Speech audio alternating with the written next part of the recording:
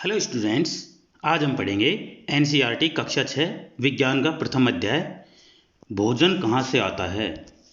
बहुत ही important chapter है हमारे लिए। ये हमारे एग्जाम की दृष्टि से तो मोस्ट है ही, ये हमारे सामाजिक जीवन के लिए भी बहुत ज़्यादा महत्वपूर्ण है, इसलिए आप इसे ध्यान से पढ़ें। वीडियो को लाइक ज़रूर करें। ठीक है, तो चलिए शुरू करते हैं। आज आपने अपने घर में क्या खाया था? पता लगाइए कि आपके दोस्त ने आज क्या खाया था। क्या आपने कल और आज एक ही प्रकार का आहार लिया था? क्या यह सत्य है कि अलग अलग समय में हम भिन्न भिन्न प्रकार का आहार लेते हैं? विभिन्न खाद्य पदार्थ। क्रियाकलाप फर्स्ट, मतलब एक प्रैक्टिकल की तरह है। विद्यालय में अपने दोस्तों से उन खाद्य पदार्थों की जानकारी प्राप्त कीजिए जो पूरे दिन में खाते हैं। यदि वे विभिन्न राज्यों के रहने वाले हों तो उनसे भी यह जानकारी प्राप्त करने का प्रयास कीजिए। अपनी नोटबुक में सारणी 1.1 की तरह यथासंभव अधिक से अधिक दोस्तों द्वारा खाए जाने वाले विभिन्न खाद्य पदार्थों की जानकारी प्राप्त कर सूचीबद्ध कीजिए। इस तरह से आपको सारणी बनानी है कि कहाँ कहाँ के लोग क्या क्या खाते हैं।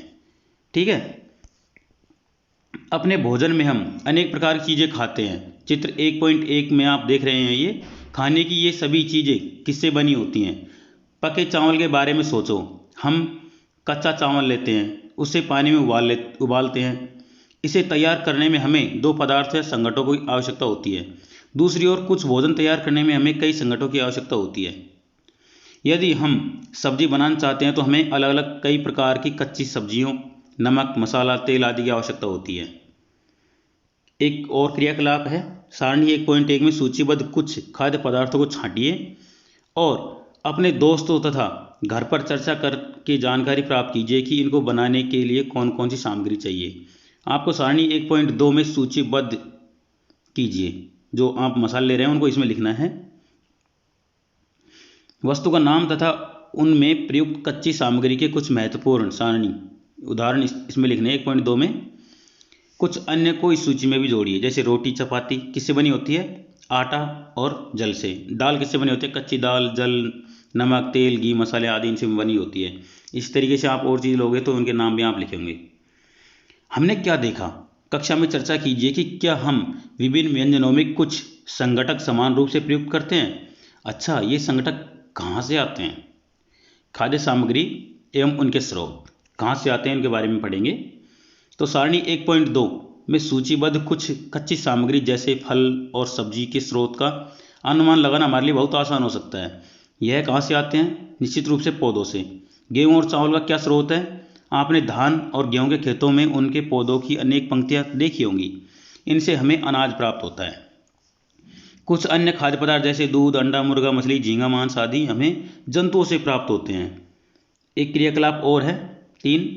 आइए हम पूर्व सूचीबद्ध खाद्य पदार्थों एवं उनके संगठनों के स्रोत जानने का प्रयास करें। कुछ उदाहरण इस सारणी में भरने 1.3 में।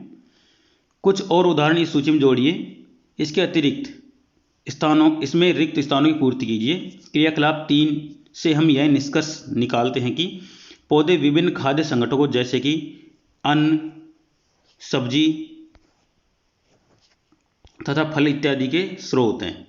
जंतुओं से हमें दूध, मांस, अंडे तथा अन्य जांतव उत्पाद प्राप्त होते हैं। ध्यान रखना, यहाँ से एक प्रश्न बनता है, जंतुओं से हमें दूध, मांस, अंडे तथा अन्य जांतव उत्पाद प्राप्त होते हैं। जांतव उत्पाद जैसे ऊन है, चमड़ी है, हड्डियाँ हैं और सींग हैं, उनके खुर हैं, है ना, इनको हम जांतव उत्पाद बोलते हैं।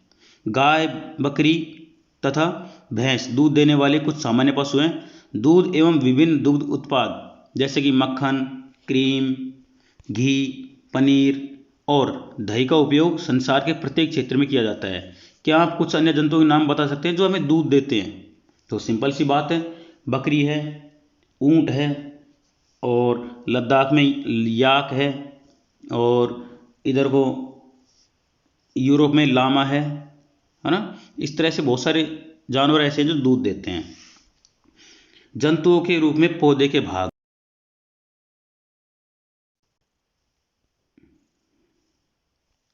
जंतुओं के रूप में पौधे के भाग और जंतु उत्पाद। पौधे हमारे भोजन का एक मुख्य स्रोत हैं। हम पौधों के कौन से भाग का उपयोग खाद्य पदार्थ के रूप में करते हैं? हम पत्तियों वाली अनेक सब्जियां खाते हैं। कुछ पौधे के फलों को भोजन के रूप में खाते हैं। कभी हम जड़, कभी तना, तो कभी पुष्प भी भोजन के रूप में खाते हैं। कभी आपने सीताफल मतलब कांसी फल के फूलों को चावल की पिट्ठी में डुबोकर तलकर पकौड़ी बनाकर खाया है? इसका प्रयत्न कीजिए। कुछ पौधों के दो या दो से अधिक भाग खाने योग्य होते हैं। उदाहरण के लिए सरसों के बीज से हम तेल प्राप्त होता है और इसकी पत्तियों का उपयोग साग बनाने के लिए किया जाता है। क्या आप केले के पौधे के विभिन्न भागों के बारे में सोच सकते हैं जिन्हें हम भोजन के रूप में लेते हैं? क्या आप किसी अन्य पौधे के बारे में सोच सकते हैं जिसके दो या दो से अधिक भाग खाए जाते हैं? सारणी 1.3 जो ऊपर गई है अभी में सूचीबद्ध सभी खाद्य पदार्थों में से उन संगठनों को छांटिए जिनका मुख्य स्रोत पौधे हैं। ये पौधों के किन भागों से प्राप्त होते हैं? इन खाद्य पदार्थों और पौधों के भागों को सारणी 1.4 के अनुसार सूचीबद्ध कीजिए। यहाँ पर देखिए, बैंगन का भरता कहाँ से, इसका उदाहरण दे रखा है बैंगन। ये मिर्च मसाले के रूप में कई और चीज़ मिलाई जाती है इसमें, और ये कहाँ से प्राप्त होता है? बैंगन के फल में से। ठीक है। और बात करें हम, इसमें और भी चीज़ें लगती है जैसे तेल, मूंगफली, सरसों, सोयाबीन या किसी अन्य पौधे से, तो ये बीज से प्राप्त होता है। उसी तरीके से अगर हम इसको भरना चाहें तो हम बात करें एक और सब्जी की, हम बात करें जैसे आलू की सब्जी की, तो आलू हमें कहाँ से प्राप्त होता है? आलू क्या है? आलू एक जड़ है जो फूल गई है, तो ये जड़ होती है। ठीक है। और इसके संगठक स्रोत क्या आलू की सब्जी बनाने के लिए? देखो, आलू होगा, कुछ और सब्जियां होंगी, क्योंकि आलू अकेले बनाना सही नहीं होता। कुछ और सब्जियां जैसे टमाटर है, ऐसी चीज़ें इसमें मिलाई जाती हैं। उसके अलावा कुछ मसाले हैं जैसे मिर्च है, नमक है, हल्दी है, गरम मसाला है, ऐसी सारी चीज़ें मिलाई जाती हैं। तेल है, तेल भी किस किस चीज़ का लिया जाता है? मूंगफली, सबसे ज़्यादा राजस्थान में सबसे ज़्यादा तेल खाया जाता है सरसों का, और मध्य प्रदेश में सबसे ज़्यादा मूंगफली का खाया जाता है, सोयाबीन का खाया जाता है। इस तरह से और भी अन्य चीज़ों के तेल खाए जाते हैं, जैसे सूरजमुखी के खाए जाते हैं, कोकोनट का तेल खाया जाता है साउथ इंडिया में। इस प्रकार से आप अपनी मर्जी से इसको और भी ज़्यादा भर सकते हैं। यहाँ पर देखो, एक छोटा सा चित्र दे रखा है, इसको आप समझ सकते हैं। अपने आसपास के अनजान पौधों पर यह देखने के लिए परीक्षण न करें कि वे खाने योग्य हैं। कभी कभी पौधे विषैले भी हो सकते हैं, ध्यान रखें। ऐसा ही एक पौधा रतनजोत का पौधा है। हमारे, जब मैं बचपन में था, छोटा था, जब उम्र मेरी लगभग 8 साल की थी, तब हमारे परिवार में से एक बच्चे ने उसका जो फल होता है, काफ़ी सुंदर होता है, उसको खा लिया था। तो उससे उसकी तबीयत खराब हो गई थी, उसको डॉक्टर के पास ले जाना पड़ा। तो ऐसे ही किसी पौधे को या फल को ऐसे ही ना खाएं बिना जाने पूछे। ठीक है। क्रियाकलाप 5, मूंग अथवा चने के कुछ सूखे बीज लीजिए। अब इनमें से कुछ बीजों को जल से भरे एक पात्र में डाल दें तथा 1 दिन के लिए छोड़ दें। अगले दिन जल को पूरी तरह से निकाल दें और बीजों को गिलास में रहने दें। उन्हें एक गीले कपड़े में लपेट कर और रख दीजिए। अब आप बीजों में कुछ परिवर्तन देखते हैं क्या? एक छोटी सी सफ़ेद संरचना बीज से बाहर निकल आती है? यदि हाँ, तो बीज अंकुरित हो गए हैं। यदि नहीं, तो बीजों को पानी में धोएं, पानी निकाल दें और गीले कपड़े में ढककर अगले दिन के लिए उन्हें छोड़ दें। क्या उस दिन आपको बीजों से बाहर निकलता हुआ एक छोटा सा अंकुर दिखाई दिया? अंकुरों को सावधानी से धोकर आप इन्हें खा सकते हैं। ये उबाले भी जा सकते हैं। इनमें कुछ मसाले मिलाने पर खाने के लिए यह स्वादिष्ट अल्पाहार तैयार हो जाता है। इसी तरह से आप चनों को भी कर सकते हैं। क्या आप जानते हैं कि शहद कहाँ से आता है या यह कैसे उत्पादित होता है? क्या आपने एक मधुमक्खी का छत्ता देखा है जहाँ बहुत सी मधुमक्खियाँ भिन बनाया करती हैं? मधुमक्खियाँ फूलों से मकरंद मतलब मीठे रस एकत्रित करती हैं और इसे अपने छत्ते में भंडारित करती हैं। फूल और उनका मकरंद वर्ष के केवल कुछ समय में ही उपलब्ध होते हैं। अतः मधुमक्खियाँ इस मकरंद का भंडारण कर लेते हैं ताकि पूरे वर्ष इसका उपयोग किया जा सके। हम ऐसे छत्तों में मधुमक्खियों द्वारा भंडारित भोजन का शहद के रूप में उपयोग करते हैं। जंतु क्या खाते हैं? अपने अगला प्रश्न है, जंतु क्या खाते हैं? क्या आपके घर में कोई ऐसा पालतू पशु है जिसकी आप देखभाल करते हैं, जैसे कुत्ता, बिल्ली, भैंस या बकरी? फिर आपको इसकी जानकारी भी अवश्य होगी कि आपका पालतू जानवर क्या खाता है। अन्य जंतु क्या खाते हैं? क्या आपने कभी गिलहरी, कबूतर, छिपकली या छोटे से कीट को खाना खाते देखा है? तो देखिए यहाँ पर सारणी या क्रियाकलाप 1.6 सारणी 1.5 में अनेक जंतुओं के नाम लिखे हैं। उनमें से कुछ जंतुओं द्वारा खाए जाने वाले भोजन भी लिखे हैं। सारणी में रिक्त स्थानों की पूर्ति कीजिए। जैसे भैंस क्या खाती है? घास, खली, भूसा, अनाज, पत्ती आदि खाती है। बिल्ली छोटे जीव जंतु, पक्षी, दूध आदि, है ना। चूहा रोटी के टुकड़े, कपड़े, लकड़ी, इस तरह से ये खाते हैं। शेर मांस खाता है, मतलब छोटे मोटे जीव जंतुओं का मांस खाता है। और बाघ बाघ भी मतलब टाइगर भी कुछ इसी तरह से हिरण और कुत्ते इस तरह के जीव जंतुओं का मांस खाता है। मकड़ी मकड़ी भी छोटे मोटे कीड़े मकोड़ों को खाती है। छिपकली भी छोटे मोटे कीड़ों मकोड़ों को खाती है। और गाय भी घास, खली, भूसा, अनाज, पत्ती इस तरह की चीज़ें खाती है। मनुष्य मनुष्य सब कुछ खाता है। वैसे भारत में मनुष्य सब कुछ नहीं खाता, भारत के लोग बड़े सभ्य हैं, लेकिन चाइना के लोग सब कुछ खाते हैं। वो इस दुनिया में उत्पन्न हर एक चार पैरों की चीज़ जो पैदा हुई है सबको खाते हैं, सिवाय फर्नीचर को, है ना।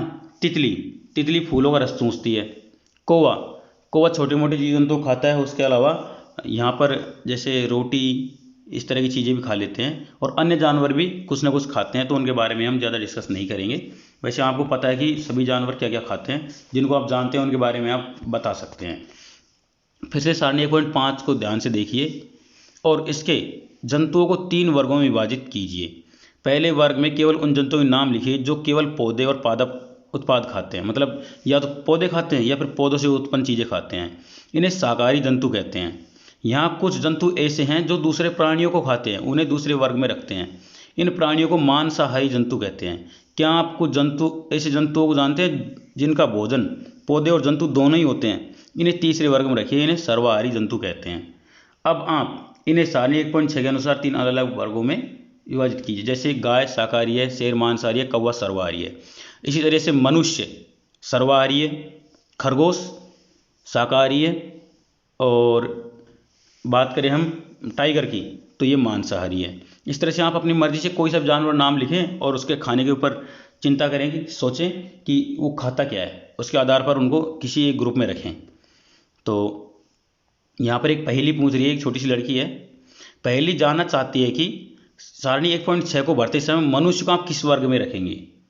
ठीक है, तो यहाँ पर देखो मनुष्य के लिए तो हम ऐसे कह सकते हैं कि हर एक मनुष्य अलग अलग ग्रुप में रखा जा सकता है। लेकिन अगर हम पूरे मनुष्य कम्युनिटी की बात करें, सारे मनुष्य जीवों की बात करें, तो मनुष्य को हम सर्वाहारी में रखेंगे, क्योंकि मनुष्य ज़्यादातर मांस खाता है।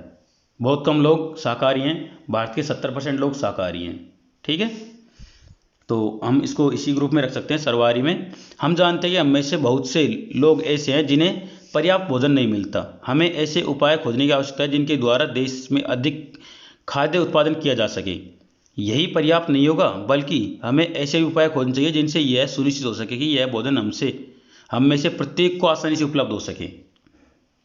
तो इसके कुछ प्रमुख शब्द हैं, जैसे संगठक संगठन मतलब मिलकर बना हुआ, खाद्य मतलब खाने योग्य, मकरंद मतलब मीठा रस, और अंकुरित बीज मतलब उगे हुए बीज, शाकाहारी जो सिर्फ पत्ती फल फूल सब्जियां खाते हैं, मांसाहारी जो केवल मांस खाते हैं, सर्वाहारी जो सब कुछ खाते हैं। ठीक है, इसका सारांश आप पढ़ें। भारत के विभिन्न प्रदेशों में खाए जाने वाले भोजन में बहुत अधिक विविधता है, मतलब अलग अलग राज्य हैं।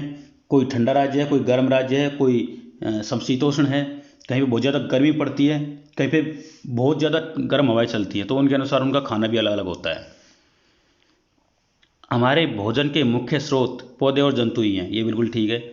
जो जंतु केवल पादप खाते हैं उन्हें शाकाहारी कहते हैं। जो जंतु केवल जंतुओं को खाते हैं उन्हें मांसाहारी कहते हैं। जो जंतु पादप और दूसरे प्राणी दोनों को ही खाते हैं उन्हें सर्वाहारी कहते हैं।